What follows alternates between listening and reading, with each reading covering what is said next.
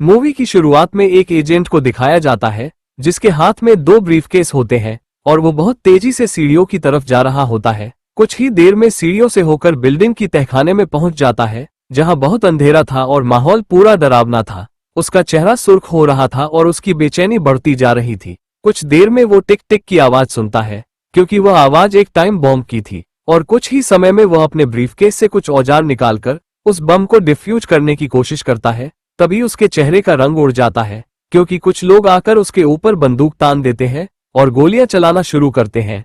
इधर से वह एजेंट भी गोलियां चलाना शुरू कर देता है।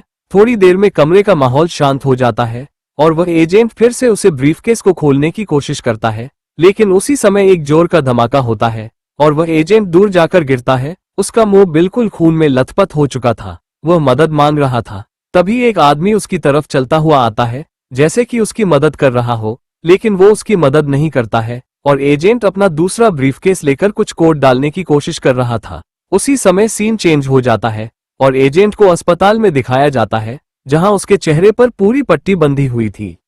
कुछ देर बाद उस एजेंट के बड़े ऑफिसर मिलने आते हैं और एजेंट की बहादुरी की तारीफ करते हुए कहते हैं एजेंट ने जो काम किया है वो हर किसी के बस की नहीं है और उसकी बहादुरी पर उसे शाबाशी देते हैं। साथ ही वह एजेंट को एक नए मिशन के लिए तैयार रहने को कहते हैं। एजेंट चोट के बावजूद मिशन को राजी हो जाता है।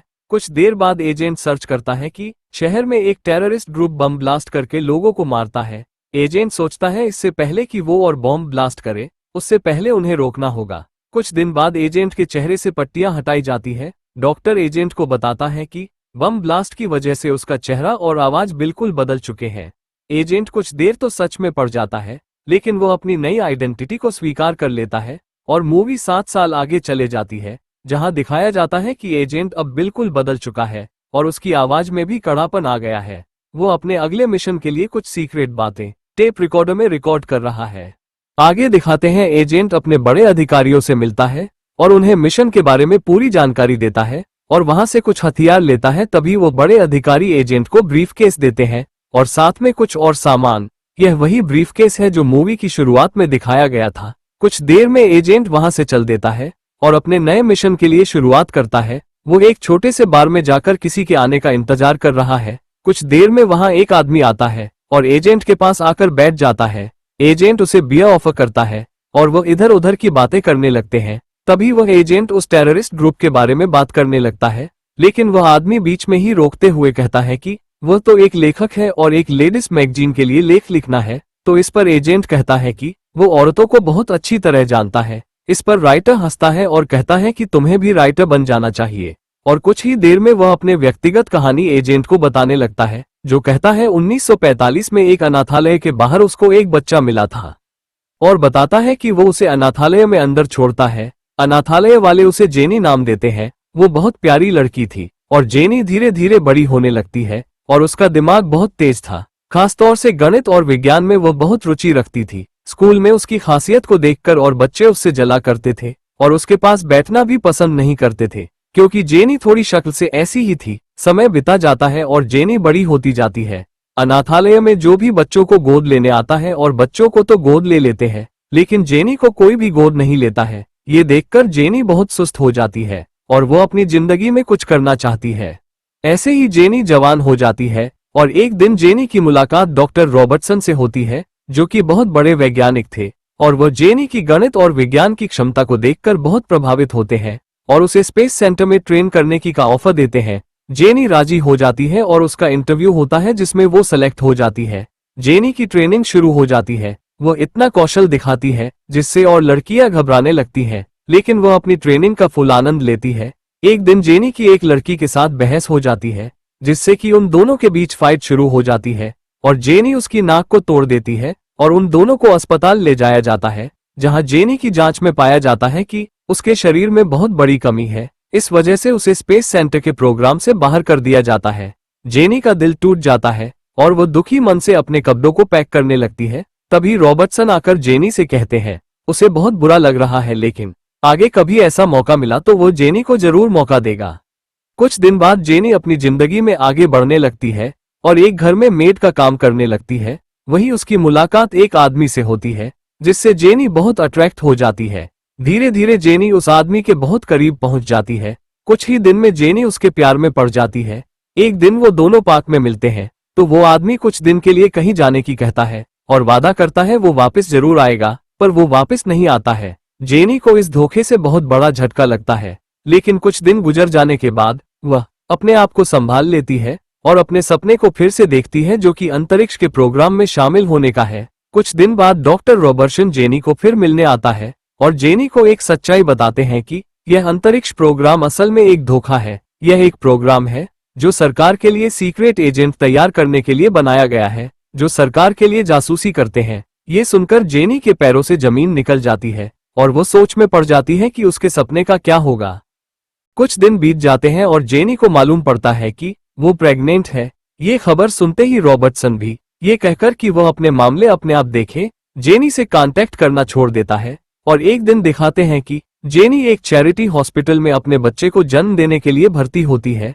जेनी को ऑपरेशन से एक प्यारी सी बच्ची होती है। जेनी को होश आता है तो उसके पास डॉक्टर जाकर उसको एक ऐसी सच्चाई बताता है जिससे जेनी हिल जाती है। वह बताता है कि जेनी के शरीर में आदमी और औरत दोनों के ऑर्गन्स है और बताता है कि ऑपरेशन के दौरान उसे जेनी की जान बचाने के लिए महिलाओं के ऑर्गन्स हटाने पड़े। अब सिर्फ जेनी के शरीर में आदमियों के ऑर्गन्स है जो कुछ दिन बाद बढ़ने लगेंगे और जेनी का शरीर आदमियों की तरह हो जाएगा।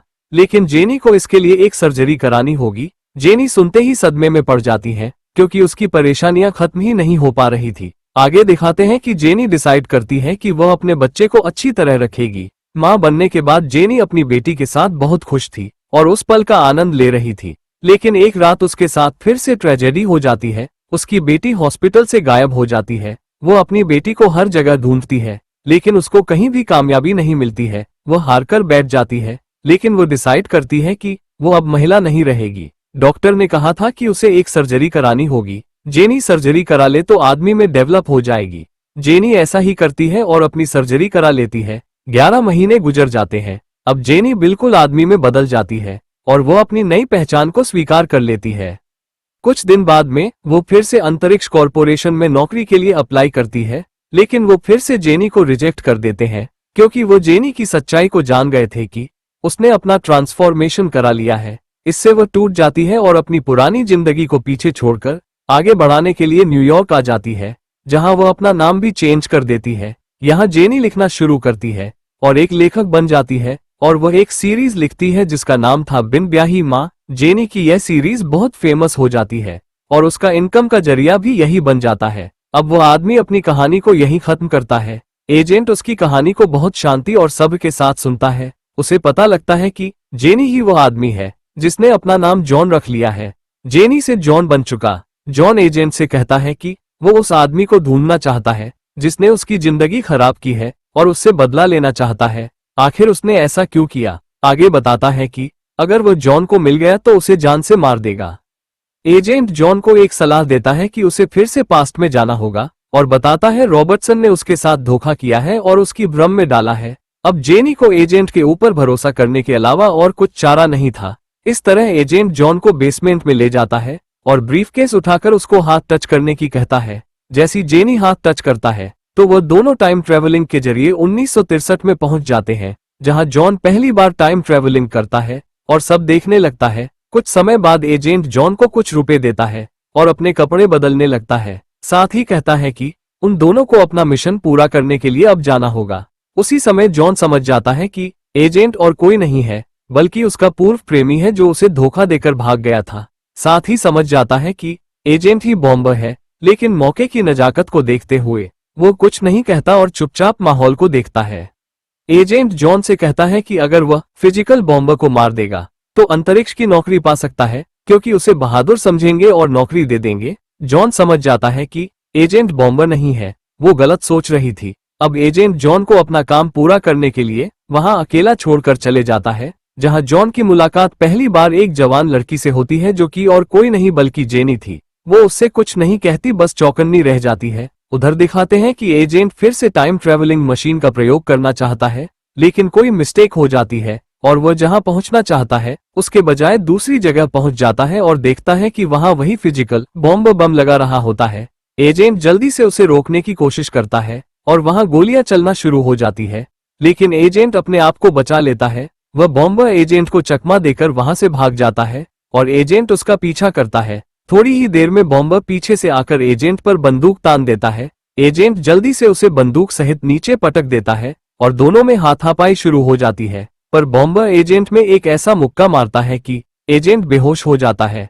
बॉम्बर वहां से भाग जाता है। एजेंट को होश आता है और वह देखता है कि जो पास्ट में उसने बम ब्लास्ट में अपना चेहरा खराब कर लिया था, वही मोमेंट उसके सामने हो रहा है और वह पड़ा है, उसको बहुत बुरी चोट लगी हुई है। वो ये देखकर बहुत अजीब सा महसूस करता है और कुछ देर में अपना ब्रीफकेस लेकर वहां से चले जाता है। कमरे में आकर सोचता है वो अपने मिशन से भटक गया और आज तो फालतू के काम करने लगा। गुस्से में सामानों को कमरे में तोड़ने फोड़ने लगता है। थोड़ी देर में जब वह शांत होता है तो सोचता है कि उसे अपने मिशन में वापस जाना चाहिए और मैं फिर से 1963 में जाने की सोचता है। उधर 1963 में देखते हैं कि जॉन और जेनी दोनों डेट कर रहे हैं, यानी वह दोनों एक ही है और पास्ट और फ्यूचर मिल गए हैं। लेकिन जेनी को अजीब सा एहसास होता है। वो बार बार जॉन की शक्ल को देखने लगती है जो उसके जैसी ही है। जॉन बातों बातों में जेन के फ्यूचर के बारे में बात करने लगता है और उसे वो सब सच्चाई बता देता है जो कि उसकी जिंदगी में घटी है, क्योंकि जॉन ही जैन का असली रूप है। पहले तो जैन उनकी बातों पर यकीन नहीं करती है, लेकिन वो फिर थोड़ी देर में जॉन की बातों पर यकीन करने लगती है और वह दोनों बहुत ज्यादा घुल मिल जाते हैं। उधर एजेंट को दिखाया जाता है जो रॉबर्टसन के साथ एक कमरे में है, जहां डॉक्टर कहता है कि तुम ये क्या हरकतें कर रहे हो, तुम्हें अपने मिशन पर ध्यान देना चाहिए, ना कि जेनी की जिंदगी पर, और तुम्हें जो मिशन दिया गया है वो बहुत सीरियस मिशन है, तुम्हें उसको जल्द ही कंप्लीट करना चाहिए। एजेंट कहता है कि उसने गलत तरीके से टाइम ट्रेवलिंग की है। रॉबर्टसन कहता है कि इन सारी बातों को भूलकर उसे मिशन पर ध्यान देना चाहिए और एक एजेंट का ना अंत होता है और ना ही शुरुआत। वो जब से शुरू कर दे उसकी शुरुआत तभी से होती है। वही एक चौंकाने वाला सच सामने आता है जब एजेंट एक ऐसा राज बताता है सबके होश उड़ जाएंगे। वह बताता है एजेंट ने ही जेनी के बच्चे को चुराया था और टाइम ट्रेवलिंग कर वो उसे बच्चे को 1945 में अनाथालय में छोड़ आया था। अब मालूम पड़ता है कि जेनी का बच्चा खुद ही जेनी है और वह इस टाइम चक्र में फंसकर खुद की ही मां बन गई। हेलो दोस्तों, ये सुनकर आपका भी दिमाग चकरा रहा होगा, मेरा भी चकरा रहा है। ऐसा कभी नहीं हो सकता, लेकिन मूवी है, कुछ भी हो सकता है। चलिए आगे देखते हैं क्या होता है। आगे दिखाते हैं एजेंट उसी पार्क में पहुंच जाता है जहां जेनी अपने प्रेमी से बेंच पर मिली थी। एजेंट चुपके से उन्हें देखता है।